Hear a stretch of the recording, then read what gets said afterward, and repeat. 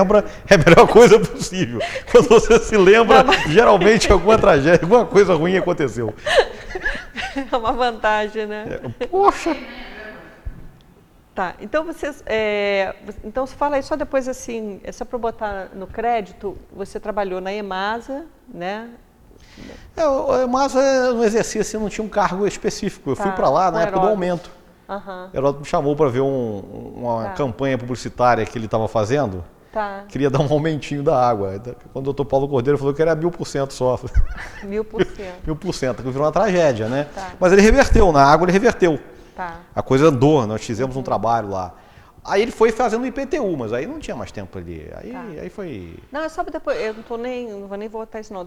Você foi secretário de comunicação da Saudade e agora você é secretário-geral. Fui por 2 anos secretário de comunicação. Eu tatuei na campanha dela, trabalhei. Ficou Paulo Costa no meu lugar, trabalhava comigo, o Paulo Costa. Paulo trabalhava comigo, Paulo Landry. Quando eu saí, ficou Paulo e depois Landry. Aí eu saí, fui chefe de gabinete do Rogério Cabral. Sim. Chefe de gabinete dele, o secretário de governo, Casa Civil, escritório de projetos da prefeitura. Estou acumulando 3 secretarias hoje. Você está acumulando 3 secretarias? Hoje eu acumulo 3 secretarias. Peraí, quais são as 3 mesmo? A Casa Civil, a Secretaria de Governo, Geral de Governo, e o Escritório de Gerenciamento de Convênios e Projetos. Eu fui para o escritório. Do escritório aumentou com a Casa Civil. A Casa Civil, com a saída da Grace, eu assumi as 3 secretarias. A Geral de Governo. Eu tinha assumido interinamente obras, turismo, mas é só interino enquanto um secretário retorna, alguma coisa assim. Ok. Mas hoje eu vou explorar seu lado historiador. Eu tô com saudade, eu tô doido para voltar. Vamos retomar, né? Eu sinto saudade do Banco do Brasil de eu fechar a porta e ir embora para casa, né? O problema está lá dentro. Eu vou ir lá para São José do Ribeirão, que era o lugar que eu vou, né? E ficar quieto lá, trabalhando. Uma delícia aquele lugar. Eu não estou tendo tempo, né, para pesquisar, para me dedicar, para rodar a região. Porque eu ando naquela área lá, desço aquelas pedras. Eu vou te perguntar, não vamos chegar lá. Edson, você é autor dos livros 2 Barras nos Caminhos da Tapera, Os Crimes da Fazenda Ponte de Tábuas e colaborador de um capítulo sobre a escravidão no livro Teia Serrana. Bom, me parece que o seu campo temático é a escravidão, é isso mesmo? A escravidão e economia cafeeira foi uma especialização que eu me dediquei. Eu comecei essa pesquisa em 1986, num projeto de doutorado do professor Jorge Miguel Maier, que na época era professor da Universidade Federal Fluminense, e eu comecei a trabalhar com ele. Eu estava iniciando meu curso de História aqui. E apresentei um projeto no CNPq, de iniciação científica, fui contemplado com a bolsa. Durante 2 anos eu trabalhei com iniciação científica patrocinado pelo CNPq e no 3º ano com a bolsa de aperfeiçoamento tipo B, que é antes do mestrado. E meu tema de pesquisa era a economia cafeeira na região. E especificamente em Nova Friburgo, um tema que me interessou foi a escravidão voltada para a pequena propriedade rural, que era o que existia aqui, né? Existem muitos estudos sobre a escravidão nas grandes plantations e me interessava o estudo da escravidão numa pequena propriedade. Aquele pequeno proprietário que tinha 2 ou 3 escravos trabalhava com ele no eito, né? Então esse estudo nós apresentamos em 88, no centenário da abolição, né, no Congresso Internacional, e em 88 foi um marco, nós apresentamos esse projeto. O estudo tratado em 1988, ele foi publicado 20 anos depois. O professor Ciro Cardoso, o professor Ciro Flammarion fez o prefácio e considerou absolutamente atual o trabalho que nós tínhamos desenvolvido e apontado caminhos em 88. Mas aí você está falando de qual livro, qual trabalho? Eu estou falando dos Crimes da Fazenda Ponte de Tábuas. Pois é. Onde aquilo ali literalmente caiu na minha cabeça, eu estava estudando. Meu trabalho era economia, né? Eu fazia o levantamento econômico como funcionava a economia cafeeira aqui na região e de repente aquilo me caiu na cabeça, pesquisando no cartório do segundo ofício. É isso que eu ia te perguntar. Você falou que, por acaso, você fazendo esse trabalho da pequena propriedade, esse processo caiu na sua cabeça, né? Caiu, literalmente ele caiu mesmo. Eu estava apanhando, eu sou um pouco desastrado. Sua, né? Aquilo caiu, eu comecei a olhar, fui ver o que era, comecei a ler e não consegui parar de ler.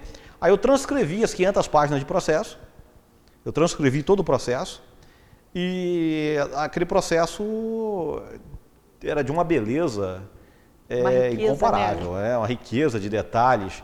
Pela primeira vez você tem ali a fala do escravo, mesmo sendo através do escrivão, né? Tinha ali o crivo oficial, do escrivão, você resgatava o pensamento dele, né? Era uma maneira de se expressar.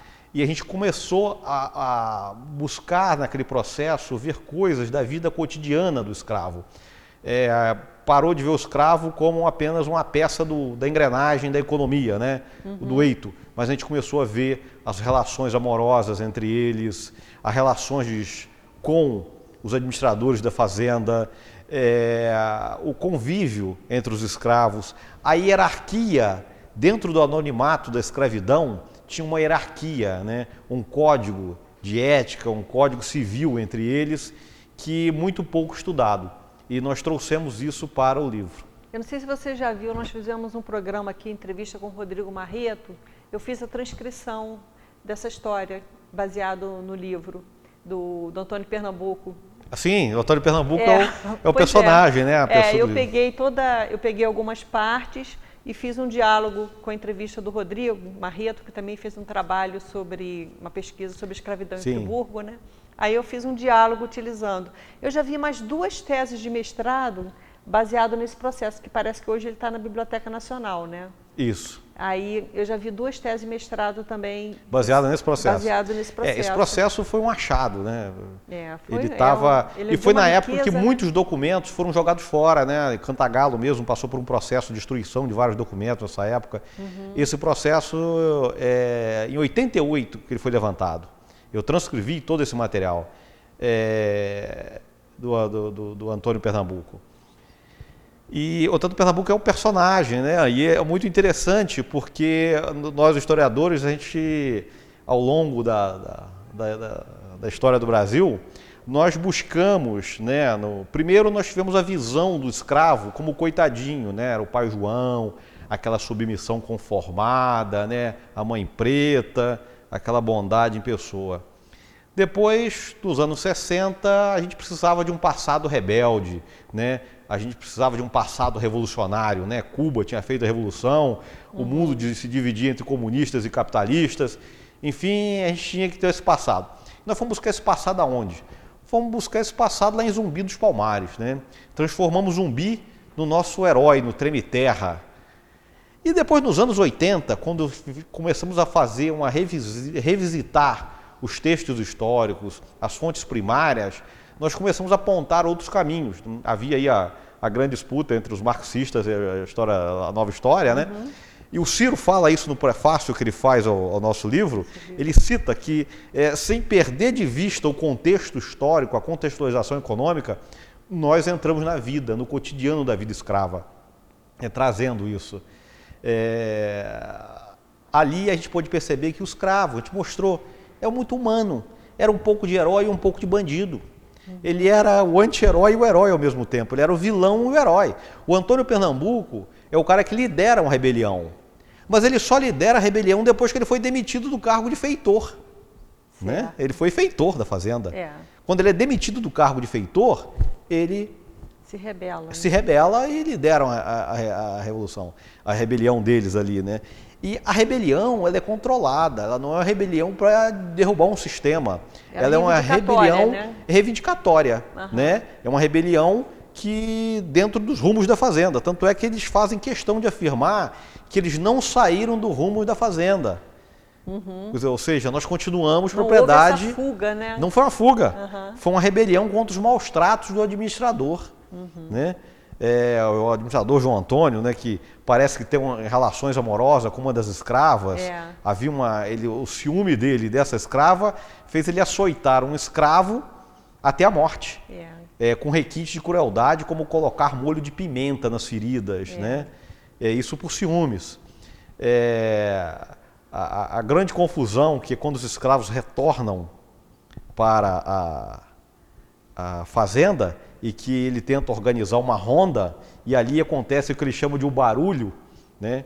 Onde eles matam o ferreiro, né? Achando que acharam que tinham matado o João Antônio. Mas eles estavam mataram o ferreiro, porque na briga, no vulto, né?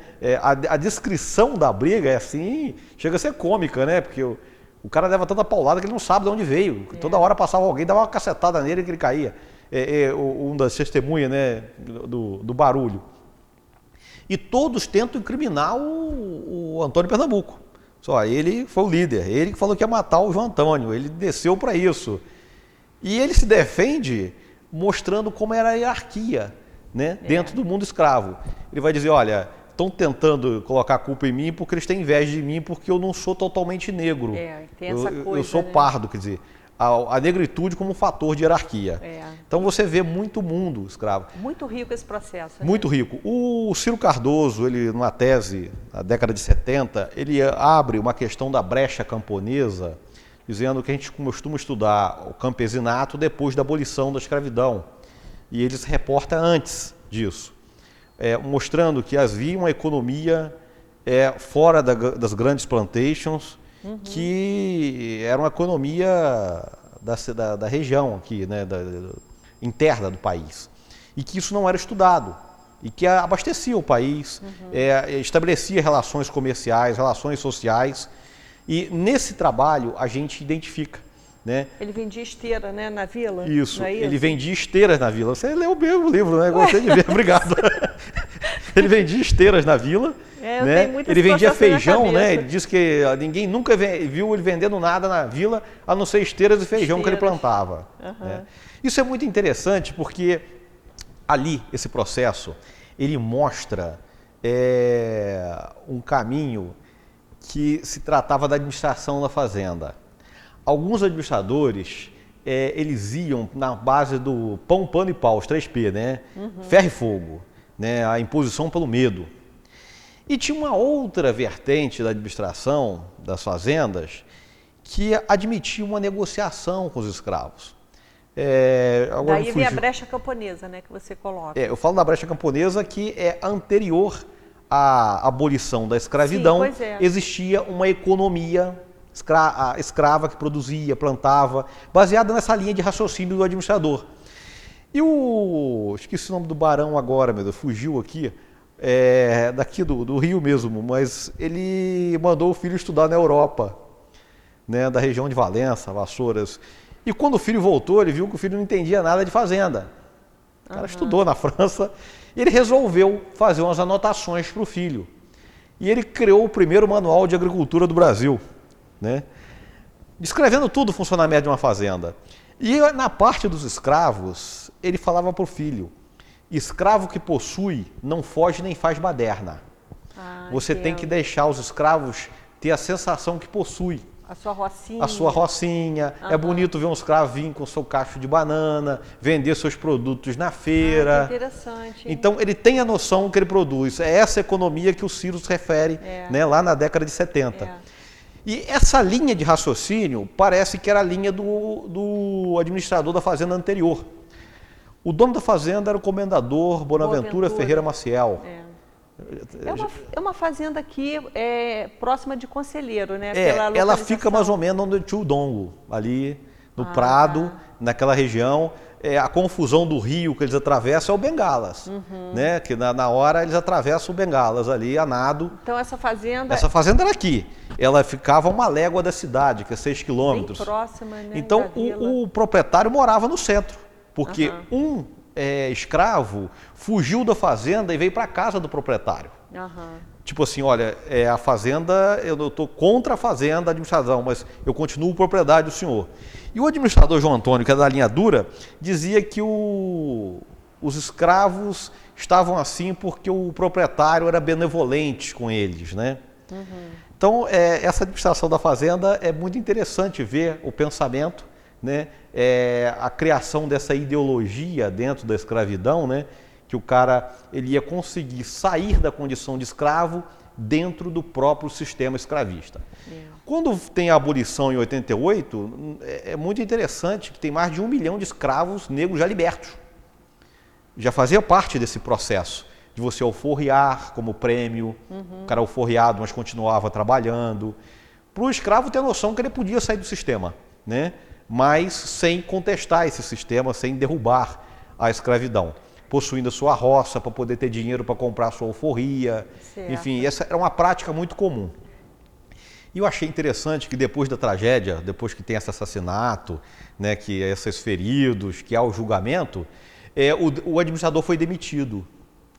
E o proprietário parece ter negociado com o barão de Nova Friburgo a administração da fazenda, porque o barão administrava fazendas, né? Não somente a dele, como outras. E o barão teria mandado nas matas um escravo acariciador, que ele chama, né? Padrinho, né? O escravo acariciador que ia tentar negociar. Acariciador. Acariciador, que é um cara que ia fazer um carinho e voltar, né? O escravo acariciador, para trazer o escravo de volta, para negociar, como uma negociação sindical. É aquela coisa do padrinho, você tem que ter um padrinho. A volta apadrinhada. Porque quando você volta apadrinhado, você não vai receber aqueles castigos, porque o seu padrinho está tentando negociar para você uma volta. O cara fugia, não conseguia viver no mato. Então ele procurava um compadre, dono da fazenda, para tentar, estou aqui, eu queria voltar, mas o senhor me ajuda, seria uma volta apadrinhada. Então eles tentam essa volta apadrinhada, né? E o barão promete, nesse escravo agressor, que eles iam voltar para a fazenda, que o administrador tinha sido demitido. E eles voltam, com a demissão do administrador, eles voltam. Aí que eles são presos. E eles dizem que não sabem o que foram presos. Eles não sabem que foram presos porque eles voltaram apadrinhado e não sabia nem porque tinha sido preso. É interessante você fazendo essa narrativa. Aí eu queria te fazer uma pergunta. A gente está sempre colocando, né, uma representação de Nova Friburgo. A história de Nova Friburgo sempre volta para a questão da colonização suíça. Ponto, né? A gente não se fala mais nada sobre a história local. E você falando sobre essa questão, sobre esse crime que você analisou, e você tem trabalhos, né, artigos da escravidão, você não acha que a história de Friburgo tem que ser mais aberta, não ficar muito focada nessa questão da colonização suíça? Você acha que isso daí não tem aquela coisa de que eles chamam de um mito de origem, de dar assim, uma coisa muito de epopeia da fundação da cidade, ficar sempre focando nessa questão da colonização suíça? Minhas pesquisas começaram exatamente nisso, né? Porque a gente sempre estudou a história de Nova Friburgo como fosse só a história da colonização suíça. A colonização suíça foi realmente uma epopeia, né? A colonização alemã também aqui é algo ímpar no mundo. Foi a primeira leva de colonização organizada da América Latina. Os caras conseguiram botar 2.000 pessoas num contexto florestal isolado de qualquer centro consumidor. Isso aí é algo que merece muitos estudos ainda a respeito. Nós conhecemos muito pouco disso. Agora, a gente trata como epopeia porque lá na década de 20, quando a Alemanha tinha perdido a Primeira Guerra Mundial, João Raimundo trata isso muito bem no trabalho dele, Nova Friburgo estava no início de sua industrialização. Ele precisava mostrar que ele era diferente dos outros lugares, que aqui o pessoal trabalhava, cumpria horário, né? O povo era suíço, laborioso. Então foi desenvolvida essa ideologia muito bem montada, né? Galdino do Valle vai trabalhar muito bem essa questão. Eu me lembro que em 98 eu estava numa semana de qualidade total, que o Walter da Torreton, né, me convidou para fazer uma palestra, e eu falando sobre isso, ele falou comigo, semana passada eu falei isso lá em Toronto. Eu disse que em Friburgo o pessoal era trabalhador, que no Rio de Janeiro o pessoal era barrigudo, fazia greve, faltava. Aqui não, que o pessoal era suíço, alemão, trabalhador, que nós tínhamos que instalar unidade aqui. E eu falava com ele, olha, os homens passam, mas a ideologia fica. Então, essa ideologia, utilizada num determinado momento nosso, quando a gente fazia 100 anos de história, quando a gente estava no início da industrialização aqui em Nova Friburgo, ela foi muito boa para a cidade, né? Ela serviu. E nós acabamos parando nela, virou uma epopeia, virou isso. Nós temos que avançar. Tem que ter o estudo da colônia, estudo da escravidão, estudo dos atores que viveram aqui, bem no seu dia a dia mesmo, né, na sua vida especial. Eu sou descendente de colonos alemães, da família Heller, né? Meu pai, minha avó e meu avô, os dois são Heller, né? Então meu pai é Heller e eu cresci ouvindo a história de um navio que não chegava. E de uma avó, uma bisavó longínqua aí, que enlouqueceu e cortava tecidos em formato de dinheiro e contava isso. Eu era criança, eu cresci ouvindo aquilo, né? E somente depois eu fui entender a trajetória dos colonos alemães aqui, o processo de loucura dessa minha antepassada, que o imigrante, ele não vem para trocar 6 por meia dúzia, ele vem para crescer, ele vem para... Certo. Porque senão ele fica no lugar onde ele está. Ele é inconformável, ele quer o melhor viver. E quando os caras chegam no Brasil, e que está resolvida a questão da independência, não precisamos mais de soldados aos moldes dos cossacos do Dom Ural, né, que era um projeto de Schaeffer, né, o major da guarda de honra de Dom Pedro I, para a colônia alemã. Ele chega em 1824, a independência foi resolvida em 1821. O que fazer com esses colonos? Manda para Nova Friburgo, já tem uma colônia suíça. Teve uma rebelião na Praia da Armação. Mandaram os caras para cá. A família Eringer, os Heringer, né, lá em São Pedro, os caras eram ourives. Foram para o Cabo da Enxada. Então é um processo de loucura que eles enfrentam. Os caras vieram para um contexto florestal, isolado de qualquer centro consumidor, que tinha uma serrapilheira aí de 60 centímetros até chegar na terra. Foi necessário muito sol e fogo para você chegar à terra, para poder produzir. E tiveram que sobreviver aqui. Eu entrevistei pessoas em São Pedro, um senhor da família Mafor, e ele falava que ele ouviu dos avós que quando chegaram lá, ficou um na bocaina dos Mafor e outro na bocaina dos Blaut. E levaram 6 meses para poder abrir uma picada para um poder visitar o outro. E a pergunta que se fazia era o seguinte, e um deles teria respondido, olha, não ganhei uma pataca, mas também não perdi uma pataca, tô sobrevivendo, né? Então, a colônia teve esse aspecto, né? A colonização da Suíça e alemã aqui, eles vieram para Nova Friburgo, houve uma tentativa de colonização organizada, primeira da América Latina, o Estado português se organizou, fez as casas conforme combinado.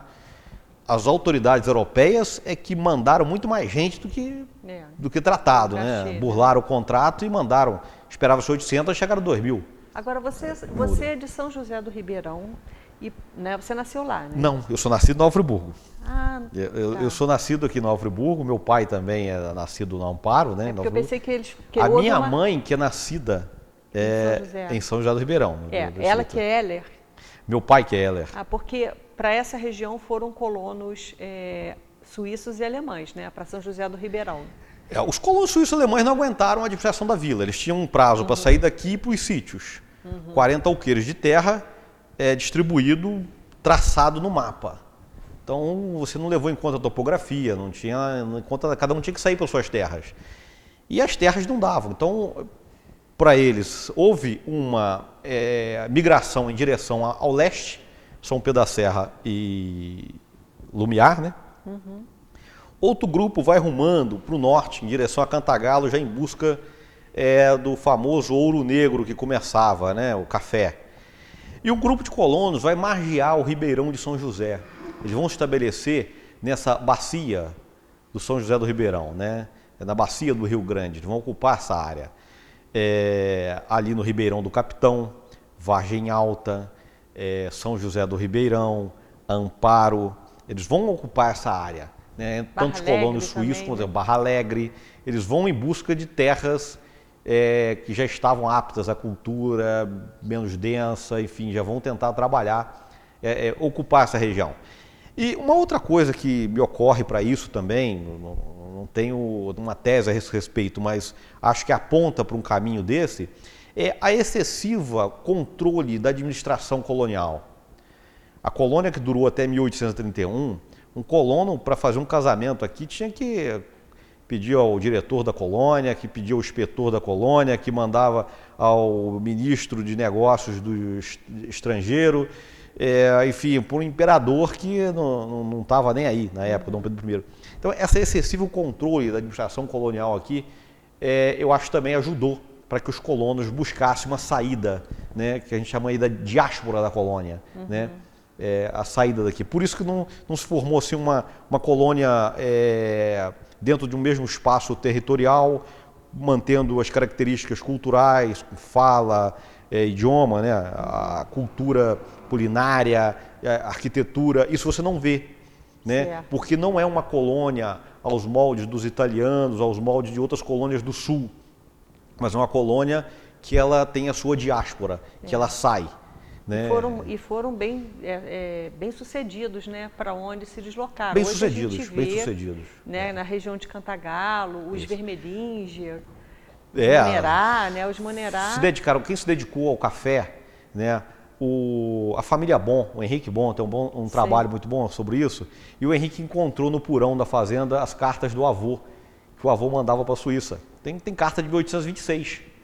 Em 1826, Henri Bon dizia, olha, se tudo continuar, se o café continuar como está, dentro de 2 a 3 anos eu tenho minha independência financeira.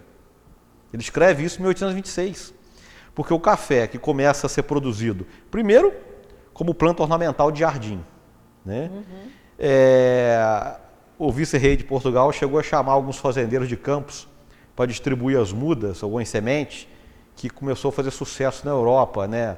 A Revolução Francesa espalhou casas de café no mundo inteiro, né? Primeiro, uma bebida proibida, né? Era proibido no mundo ocidental tomar uma bebida dos muçulmanos, do mundo herege, né? O café.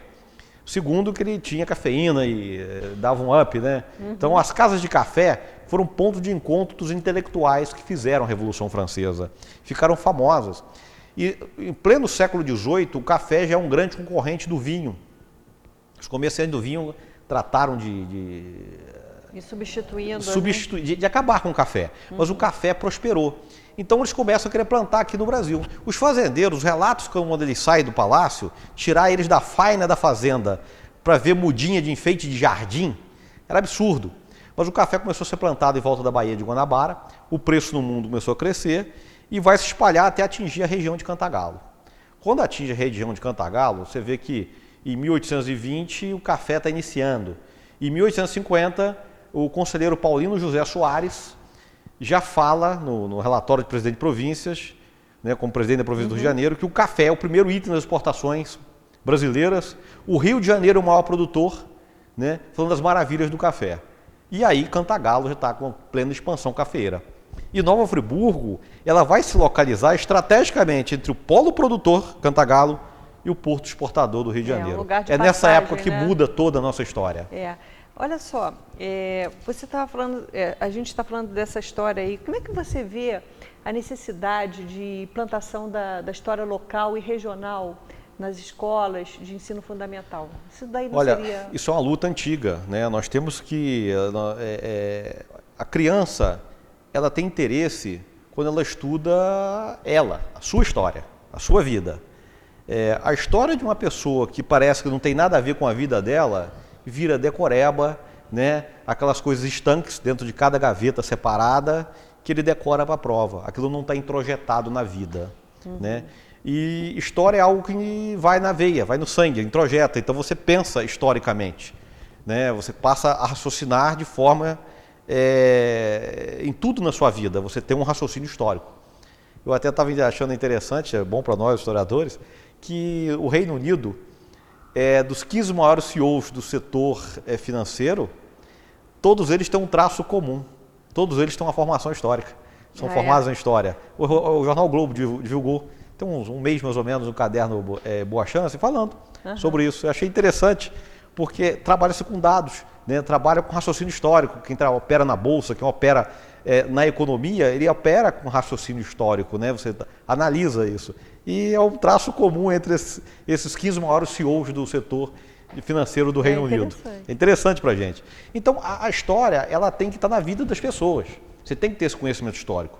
Hoje, criança, às vezes, não conhece a história do avô, não conhece a história do pai. Então, a partir do momento que ele sabe que aquele fato histórico, aquele estudo que ele está fazendo, influenciou na família dele e ele é o que é hoje por causa daquilo, aí a história ganha um outro nível, né? ganha uma outra vida. Então, o estudo da história é fundamental, dos ensinos fundamentais da criança, desde o início, e é a história local, a história do bairro dele, a história da vida dele, né? Como é que surgiu aquele bairro, como é que foi formada aquela situação, por que os pais dele vieram por ali, por que ele nasceu ali, por que é a história. Isso eu tenho certeza que agrada, não precisa de decoreba, é aquilo que interessa e é um raciocínio que ele passa a utilizar para a vida. Mas já existe alguma política pública assim, de implantação dessa história local e regional nas existe escolas? Sim, existe uma política pública já de passado, não da agora, mas já de passado, que vem sendo implementado. Eu até acompanhei a Secretaria Municipal de Educação, tem um trabalho nisso. Mas eu acho que precisa mais estudos históricos, porque nós temos muito pouco ainda. É preciso mais trabalho, né? Por exemplo, o bairro de Duas Pedras, que eu conheço bem, que eu fui criado ali, é um bairro que eu chamo ele da bexiga friburguense, onde vieram todos os colonos italianos que deixaram o café. Quando o café quebra, o pessoal deixa o café e vem tentar a vida na indústria. E Friburgo tem uma indústria italiana, de família italiana, os Spinelli, que o grupo Spinelli vai absorver essa mão de obra. Se você pegar lá a listinha, a família Spinelli tem isso guardado até hoje, de todos os funcionários dele, você vai ver sobrenomes italianos. Eles vão dar guarida a todos os italianos aqui, vão trazer os italianos para cá. E a estação de carga, que fica ali em Vila Nova, o bairro Duas Pedras fica na beirada da estação de carga, né? Então vai se formando todo um bairro italiano. Aí você está falando onde é o batalhão da polícia, né? Onde é o batalhão da polícia é a estação de carga. Aí tem a Vila Nova e o bairro de Duas Pedras. A igreja de São Pedro é implantada pelos jesuítas, que em Nova Friburgo não são os espanhóis, mas são os italianos. Certo. Né? Os jesuítas que sempre tiveram aqui é a linha italiana, né? Da Companhia de Jesus, são os italianos. E eles vão montar uma igreja nesse bairro. Não é à toa que eles vão para esse bairro. É um bairro italiano. Se você pegar o sobrenome das pessoas que vieram morar, que formaram, é um bairro italiano que inclusive tinha muito da cultura italiana. O jogo de malhas, né? Bocha. Isso. As brigas, né? Que eram muito comuns também. Existia o time de futebol, né? Os padres que vão atuar lá são padres italianos, até a Companhia de Jesus passar para diocese, né? Até a formação da diocese. Enfim, tem toda a formação italiana. E você vê isso nitidamente ao passar e olhar. Então, a criança que nasce ali, que cresce, que estuda a escola, se ela tiver essa informação, ela já vai começar a olhar com outros olhos. Inclusive, a situação. O próprio perceber um pouquinho mais o patrimônio histórico. Por exemplo, eu estava ali na praça, fiz uma pesquisa com alguns jovens e perguntei sobre o solar do Barão de Nova Friburgo. Ninguém sabia o que significava aquele prédio e quando eu perguntava sobre o Barão de Nova Friburgo, elas respondiam assim, que conheciam muito vagamente. Aí, Edson, eu queria te perguntar uma coisa. Eu acompanhei um projeto seu, que também já não é o primeiro projeto na Câmara, de padronização das placas sobre prédios históricos. Eu conversando com um vereador na semana passada, assessor de um vereador, ele me disse que esse projeto não vai passar, por uma pressão de alguns comerciantes. Você não acha que eles estão tendo uma visão míope de que realmente só vai beneficiar se a gente tirar aquelas placas, né, sobre os prédios históricos? Porque, por exemplo, a gente tem ali, em um estabelecimento comercial, um prédio de 1822. Você sabe qual é? Um sobrado? Aonde? Ali perto da rodoviária. Rodoviária urbana? Onde é o Pão da Praça. Aquele sobrado ali é de 1822. Não tem. Você sabia? Não, 2 não anos sabia. depois de Friburgo se tornar vila, né? Acredito que... Não acredito que ele seja exatamente... Ele passou por alguma reforma estrutural, porque as casas dos colonos feitas ali, ela tinha uma estrutura bastante diferente dos prédios que temos hoje. Não, eu sei, deve ter sido feita alguma obra de estrutura até para poder fazer ele sobrado, né? Porque a arquitetura que se fazia na época, eu vejo pela Casa do Barão, para reformar o telhado, é o telhado que segura a estrutura da casa. Mas então ali tem em toda cima uma tem diferente. inscrição, a data do prédio, É, 1822, e a pedra é aquela que se chama de cantaria. Né? Pedra de alcantaria, é que se fazia nas construções da época. Exatamente, quer dizer, a gente tem aquele prédio ali de 1822, tem o solar e tem outros prédios históricos. Se a gente tirasse aquelas placas ali e padronizasse como está nesse projeto, eu acho que os comerciantes só ganhariam com isso. Né? Bom, quanto a isso, eu não sei qual foi o vereador que você conversou, mas ele está errado e o projeto vai ser aprovado. Porque os vereadores estão imbuídos disso. Eu vou defender esse projeto de unhas e dentes. Eu estou indo à Câmara dia 3 numa reunião específica. Estamos mobilizando a sociedade, porque isso aí é um projeto que ele é muito maior para Nova Friburgo. O projeto Nova Friburgo Cidade Limpa é uma recuperação da identidade da cidade. Por que esse projeto? Estão tentando desvirtuar o projeto. Isso aí é briga mesquinha de pessoas que não têm compromisso com a cidade. Não, vamos deixar a briga política para outra hora. Vamos pensar na cidade, o que é melhor para a cidade. Política se resolve na eleição. O eleitoral vai lá e briga. Agora é a cidade. O que nós temos nesse projeto? A gente tira desse projeto toda a despoluição visual. A gente tira as placas acima da linha da marquise, para a cidade mostrar o seu casario, a sua arquitetura. Foi feito, durante mais de um ano, foi feito um estudo de toda a arquitetura da cidade, para que a gente pudesse fazer isso. Arquitetos trabalharam nisso, para a gente recuperar a fachada das cidades, para manter o mesmo conjunto arquitetônico pintado da mesma forma. Você tem hoje um conjunto arquitetônico da década de 30, 40, 20, muito bonito, mas um é verde, outro é vermelho, outro é amarelo, de acordo com a sua loja, de acordo com a sua, com o seu produto. O que nós queremos entender é que essa região vira todo um condomínio. Você vai pintar esse conjunto arquitetônico de uma cor só, para mostrar o conjunto arquitetônico. Essa beleza vai fazer você vender mais. Claro, com certeza. Esse projeto está inspirado também numa legislação de Gramado. Vai lá em Gramado e vê a cor do McDonald's. Vê se o McDonald's é vermelho. Vai lá. Eles tiveram que se adaptar à cidade, porque a cidade, não, a sua cor vai interferir no ambiente da cidade, não vai ficar bonito. Acabou. Eles vão brigar, vão gritar? Não, a gente tem que vender o seu hambúrguer lá. Então nós temos que tomar essa decisão. Tirar toda a placa de cima da marquise para poder limpar a cidade. Você vê o conjunto arquitetônico. Os proprietários puderem se juntar e pintar, destacando o conjunto arquitetônico, né? E não a sua loja. Se a cidade ficar limpa, bonita, ela vai vender muito mais. As pessoas vão vir para ver isso. E a associação comercial, ela apoia o projeto, ela já fez na sua sede.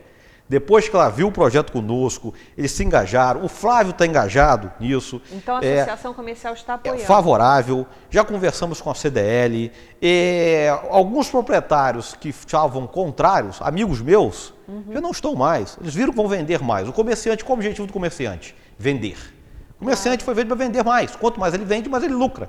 E é uma confusão de placa ali que você não olha só, aparece, você bota uma placa com 4 metros quadrados, o seu concorrente do lado vai e bota com 8, você vai botar com 12, com 16, de repente, se você colocar a sua placa bonita, uma farmácia com pH, com características antigas dentro, como eu vejo ali a Esperança, muito bonita. É, muito legal. Você vai chamar muito mais atenção do que uma placa feia de 4 metros quadrados, 6 ou 8 ou 10. Então, é uma nova forma de vender a cidade como um todo. Em Nova Friburgo nós temos essas brigas políticas, essas confusões que não levam a nada, não nos levaram a lugar nenhum, só a prejuízo. Gramado, cada um tem sua loja, mas todos vendem a cidade. E nós temos que ter essa cultura. Aqui dentro eu vendo o meu produto e vendo a minha cidade. Né? A minha cidade bonita, maravilhosa, que vocês vêm para cá, se não está comprando comigo, está comprando com o meu colega, e que o meu colega vai vender mais, eu vendo também mais. É essa cultura que nós temos que implantar. O projeto Nova Friburgo Cidade Limpa, ele tem essa ideologia, né? Ele vem com essa carga de fazer, ele não é só a limpeza arquitetônica da cidade, mas ele trabalha esse conceito de você ter cidade para pessoas, para a pessoa andar. Pessoa de carro não compra, quem passa de carro não compra nada. O cara tem que andar a pé na cidade para poder comprar. Ele tem que comprar num lugar agradável, num lugar bom de andar, bonito, arrumado. Então você tem que padronizar. certas coisas, você tem que delimitar.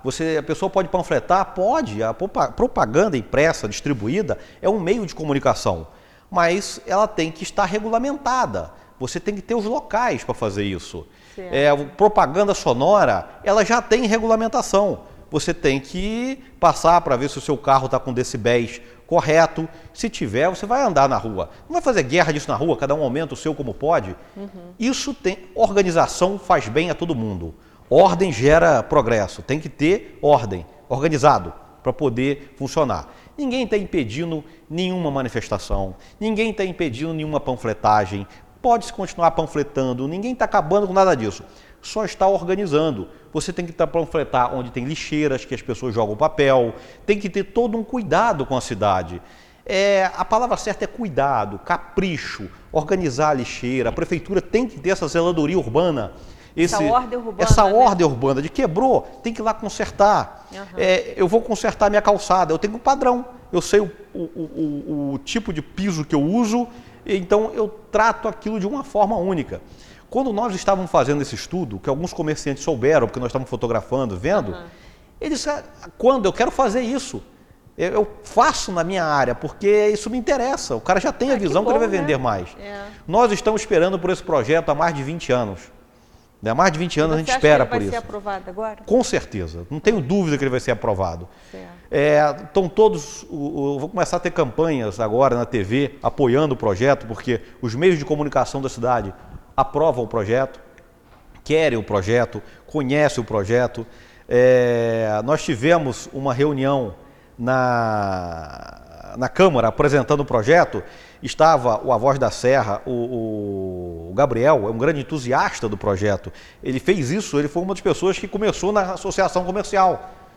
E ele falou, pô, cheguei de Londres agora, nós estamos fazendo isso no mundo inteiro, vamos fazer aqui no Nova Friburgo. Então a associação comercial já deu o primeiro passo, né, de fazer na sede dela, estabelecer aquela arquitetura bonita, com a plaquinha pequena, né. O importante não é o nome da sua loja, o importante é o conjunto estar bonito, que o seu nome vai aparecer. Então eu tenho certeza que esse projeto vai ser aprovado. Os vereadores que conhecem o projeto estão encantados com eles.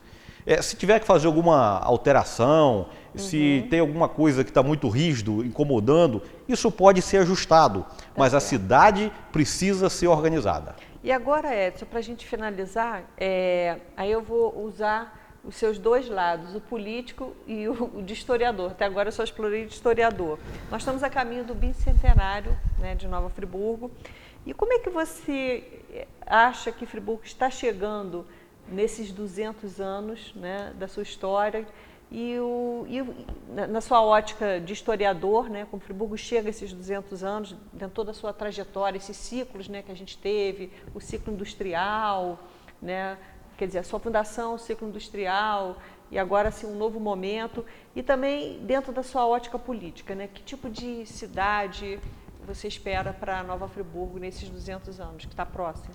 Olha, Nova Friburgo começa com uma colônia organizada, há uma série de tragédias dessa colônia, a própria travessia, as mortes, as pessoas que vieram, pessoas que perderam tudo na viagem, chegaram aqui e tiveram que recomeçar do zero.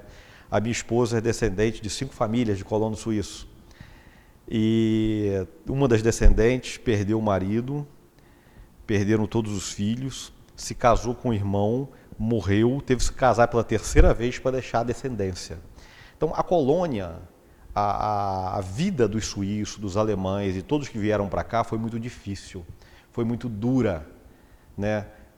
Essa visão que nós temos, né?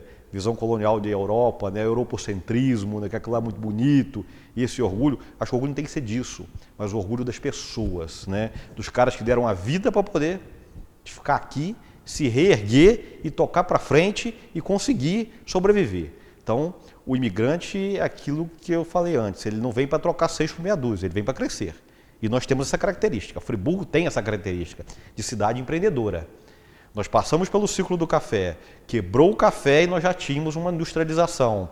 Nós vivemos disso, nós vivemos do setor de grandes indústrias na cidade. Quando tudo quebra, as pequenas famílias que saíram das empresas quebradas, montaram seus negócios e hoje nós temos uma cidade que vive do setor de moda íntima, microconfecções, pequenas confecções, que fazem a economia dessa cidade crescer.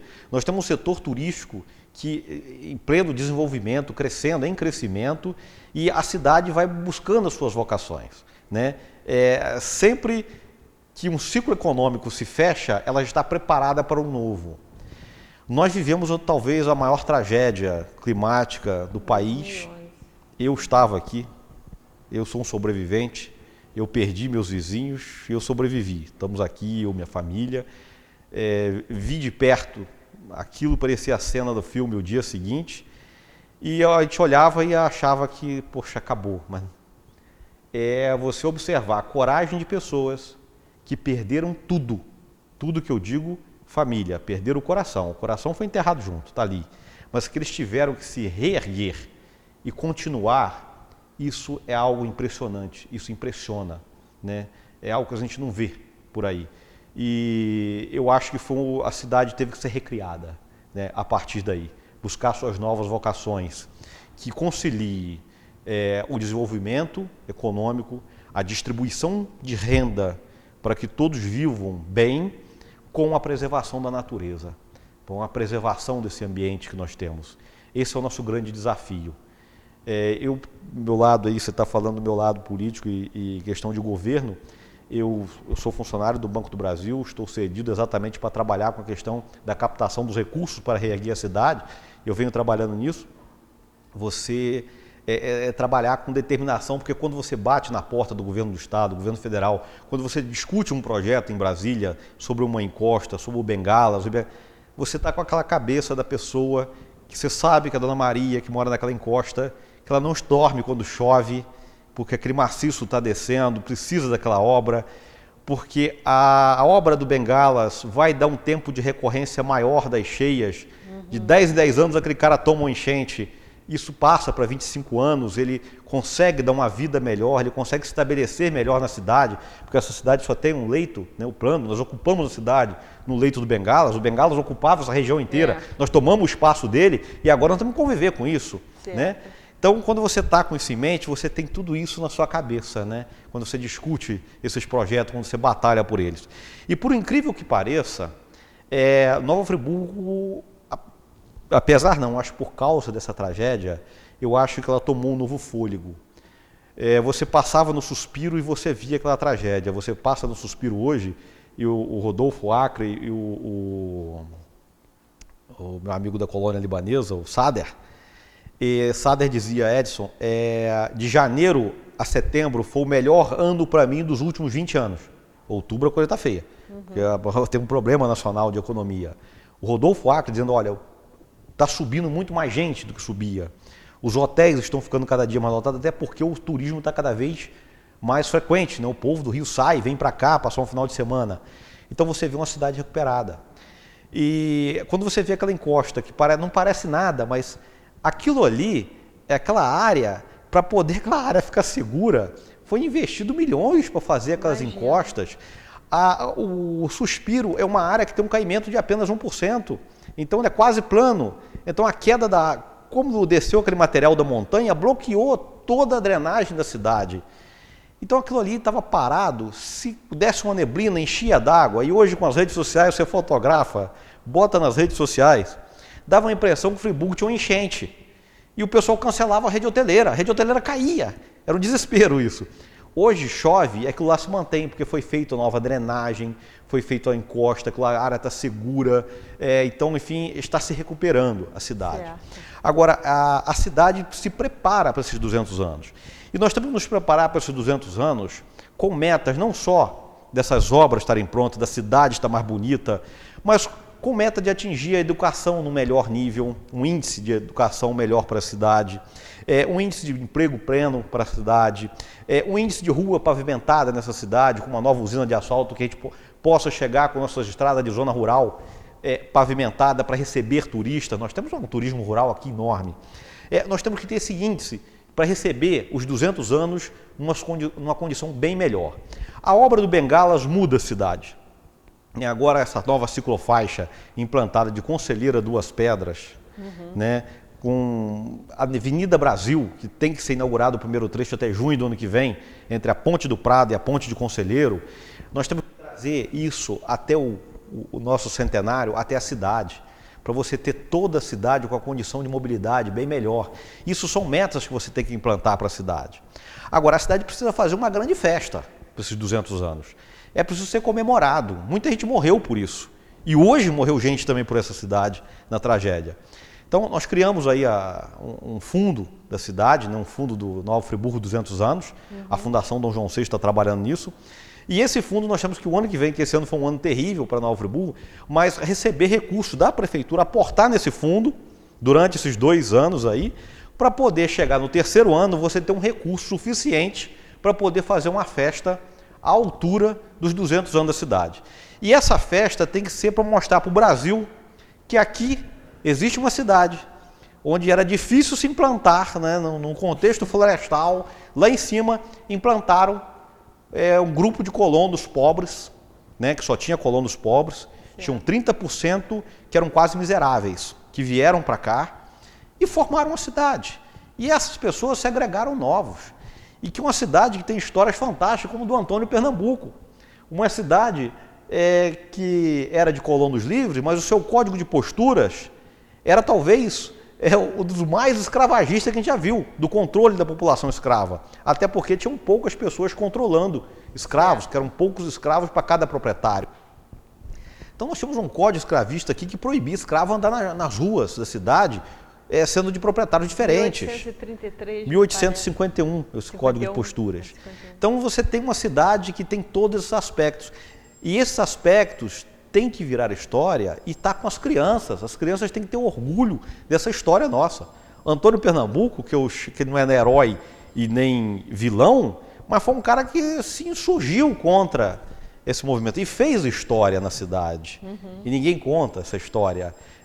O colono pobre que morreu, que não ganhou uma pataca, mas não perdeu uma pataca, ele está alijado dessa história, está marginalizado dessa história que nós criamos da grande epopeia.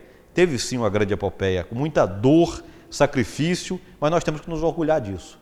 E eu acho que isso que tem que mover a cidade e nós temos que juntar tudo para isso. Temos que esquecer as brigas eleitorais, esquecer que eu vinha dizendo para você que minha avó falava que até o relógio quebrado está certo 2 vezes por dia. Então, nós temos que, às vezes, não estamos certos o tempo inteiro, mas nós temos que conversar, dialogar e ter a cidade como palco prioritário. As brigas ficam para trás, a cidade é o mais importante para mim.